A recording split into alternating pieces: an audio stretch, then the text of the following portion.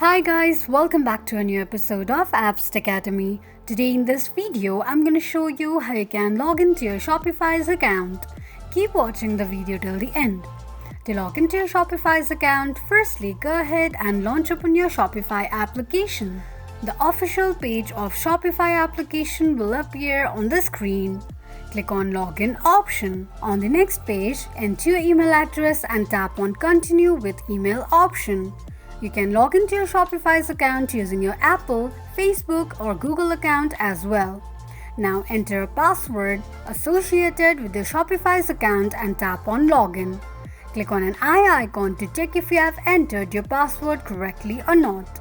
In case if you don't remember your password, click on Forgot Password option. This is how you can log into your Shopify's account quickly and easily just in few steps. If you have any thoughts or queries, let us know in the comments section. Don't forget to subscribe to our channel. Also press the notification bell icon so that YouTube will notify you whenever we post a new video. I hope this video was helpful to you. Thank you so much for watching.